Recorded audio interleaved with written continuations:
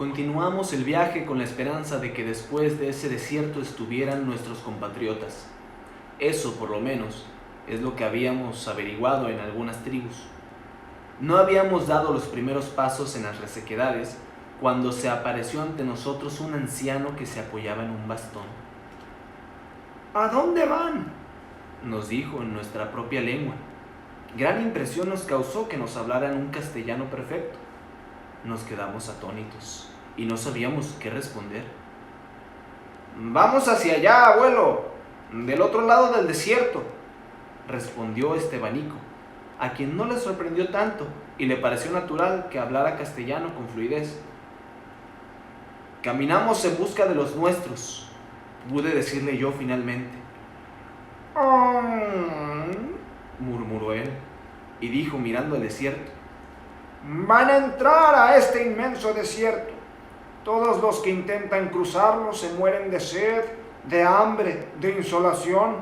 No hay agua, ni animales, ni señas de vida en días y días de camino. Tenemos que cruzarlo. ¿Qué podemos hacer, abuelo?, le pregunté. Eres un hombre bondadoso, Álvar, dijo el anciano. Por eso les voy a ayudar. Les voy a dar esta raíz. Es de una planta del desierto y tiene poderes mágicos. Cuando sientan que el hambre o la sed es mucha, cómanla y durante varios días podrán pasar sin alimentos. Muchas gracias, dijo Alonso Castillo, y preguntó, ¿pero hacia dónde tenemos que caminar? El camino que llevan es bueno. Manténganse siempre a esa distancia de esas montañas. Pero quiero hacerles una recomendación muy importante. ¿Cuál? Van a pasar por Cibola y Quivira, por las 7 ciudades de oro. A ustedes solo les está permitido contemplarlas. No traten de llegar hasta sus puertas porque se romperá el encanto de la planta que les he dado y morirán de hambre, de sed y de cansancio. Gracias, abuelo. Así será, le dije yo, y nos despedimos con mucho agradecimiento y alegría. Dimos la media vuelta para seguir nuestro camino y entonces volví la cabeza para preguntarle cómo era que hablaba nuestra lengua y cómo era que conocían mi nombre, pero ya no estaba. Solo me tocó ver que en ese mismo sitio una hermosa urraca alzaba el vuelo. Algo me hizo estremecer y entre risa y llanto comencé a decirle adiós al pájaro en pleno vuelo. Seguimos nuestro camino muy contentos, como si aquel encuentro nos hubiera llenado el alma de grandes esperanzas. Recuerdo que comenzamos a cantar una vieja tonadilla sevillana. El agua y las provisiones que llevábamos nos alcanzaron para las primeras 2 o 3 semanas, pero después de ese tiempo empezamos a sentir el hambre y la sed. El calor era muy fuerte durante todo el día y por la noche refrescaba tanto que el frío nos hacía castañetear los dientes. Por el camino no había más que algunas plantas rastreras y algunos cactus. El hambre era tanta que no podíamos aguantar más sin probar alimento. Entonces me acordé de la raíz, la que nos entregara el anciano, y decidimos comerla. Tenía un sabor amargo, como a cáscara de toronja, como a fierro oxidado y viejo. Pero esa sensación duró muy poco, porque pronto fuimos sintiendo un dulzor extraordinario, muy agradable, como a ciruela recién cortada.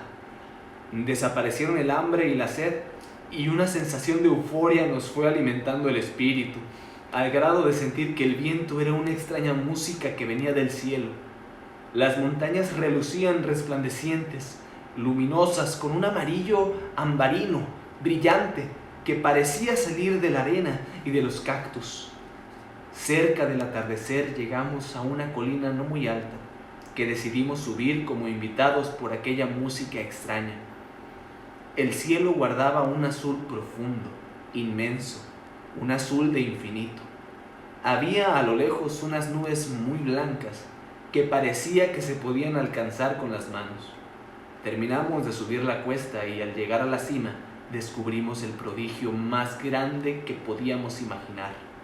Las 7 ciudades de oro de Cíbola y Quivira, resplandeciendo entre las montañas.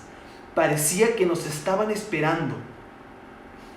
A lo lejos se levantaba una cordillera escarpada, de roca maciza, amarilla y anaranjada, y repartidas a cierta distancia y a distintas alturas, vimos el resplandor de las 7 ciudades de oro.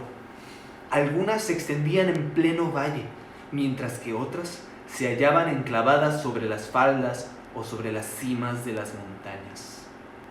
Se distinguían en la mayoría de ellas edificios muy principales, los cuales estaban adornados con ventanas y cúpulas de oro, con incrustaciones de esmeralda, amatistas y granates. Había unas torres que sobresalían y que se hallaban decorados con topacios. La visión que tuvimos de las ciudades de oro es muy superior a las que cuentan los libros de Amadís y a las que han creado todos los encantadores que aparecen en los libros de caballería. La mayor de estas ciudades es Cíbola y la menor, Quivira. Esta fue la que quedaba más al alcance de nuestra vista, y eran más claros sus edificios y calles.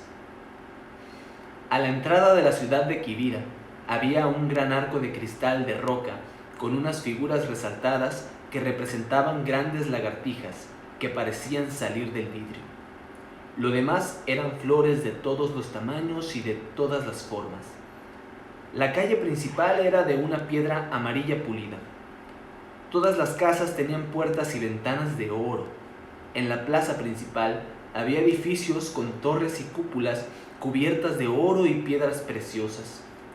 Un gran reloj de ónix con los números de diamante y con campanas de oro y plata se asentaba al centro de la plaza.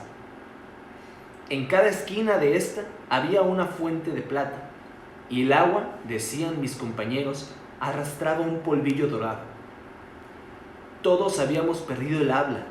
Ninguno de nosotros podía articular palabra, y lo que nos detenía en aquel sitio era la advertencia del anciano, que nos estaba prohibido acercarnos.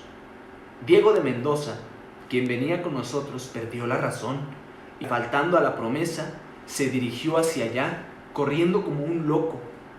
Muy pronto se perdió de vista, y solo recordamos que nos llegó un alarido aterrador, agónico, de muerte, que estremeció el desierto. No sabemos qué le pasó. ¿Acaso murió a manos de aquellos hombres que no pudimos ver? O bien, quizá, enloqueció entre aquellos palacios que hacen perder la cabeza a cualquiera que los admire de cerca. Los soldados escuchaban conmocionados el relato de Álvar Núñez. El sol ya se había puesto y solo se iluminaban los rostros por el resplandor inconstante de la fogata. Álvar se quedó un momento en silencio y creció el murmullo del río, y se acentuó el silbido del viento que traía entre sus tumbos, desde la lejanía, el aullido de los coyotes hambrientos. Hemos caminado sin parar, sin hablar, continuó Álvar Núñez. El recuerdo de Quivira nos ha dejado mudos, como aturdidos, como hechizados. Las ciudades de oro han quedado lejos, en medio de ese vasto desierto, en donde el único y verdadero amo y rey es un sol de fierro. No sé cómo logramos salir con vida. El camino es un gran cementerio de bestias, hombres, serpientes, cuyos restos a flor de tierra se han arraigado al paisaje. Ninguno de los soldados de Pedro Almíndez durmió aquella noche. Todos habían elegido un sueño para soñar despiertos. Al día siguiente, iniciaron el regreso a Culiacán para que Nuño de Guzmán supiera las nuevas. De paso por el valle de Guasave, fundaron el pueblo de Bamoa, que quiere decir espiga en el agua. Se quedaron allí unos días y siguieron hacia el sur, hasta llegar a los márgenes del Orabá y el Batacudea, que así se llamaban entonces los ríos Humaya y Tamazula. Nunca se supo por qué Nuño de Guzmán no se interesó en la conquista de Quivira. Quizá estaba decepcionado por no haber encontrado las Amazonas. Él argumentaba ciertos negocios. Tomó posesión en estas tierras con el nombre de Reino de Nueva Galicia, y cuya capital ubicó en Compostela. Algunos de los soldados de Nuño decidieron quedarse por estos lugares, con la idea de partir cuanto antes a la mítica y legendaria Quivira. Pero organizar una expedición resultaba muy costoso. Se necesitaban hombres, bestias, provisiones, armas y el apoyo oficial. Uno de estos soldados, el más interesado en estas conquistas, Pedro de Angulo, se topó un día con un fraile franciscano de nombre Fray Juan de la Asunción, con quien hizo una gran amistad. Este franciscano inquieto andaba buscando minas por el reino de Nueva Galicia. Pedro le contó al fraile lo que había escuchado de boca de Álvar Núñez, y el franciscano se interesó vivamente. Ambos partieron a una expedición con unos cuantos hombres, casi sin provisiones, así que tuvieron que desistir de la empresa cuando vieron lo que significaba atravesar aquel intenso y peligroso desierto. Fray Juan de la Asunción regresó hasta el convento de Tonalá y allí informó a su superior sobre sus expediciones en la Nueva Galicia. Su superior era un fraile franciscano también, de origen italiano, y un gran andarín de América, su nombre, Fray Marcos de Niza. Se ve que la tierra es pródiga. Hay más de 1000 valles fértiles y gran cantidad de ríos atraviesan esta tierra, que es rica en toda clase de vegetación. Por la sierra, al parecer, hay grandes yacimientos de oro y plata. El hombrecillo inquieto aquel le contó a Fray Marcos de Niza sobre la existencia de las 7 ciudades de oro y describió con gran lujo de detalles la ciudad de Quivira. Fray Marcos de Niza parecía entrar en el más hermoso de los sueños con las historias que venían desde Álvar Núñez. Se propuso entonces localizar al negro Estebanico, puesto que Álvar había regresado a España. Estebanico le refirió la riqueza que ellos habían descubierto en las ciudades de Cíbola y Quivira, con lo que el fraile quedó maravillado. Inmediatamente se puso a conseguir todo lo necesario para organizar una expedición a las 7 ciudades.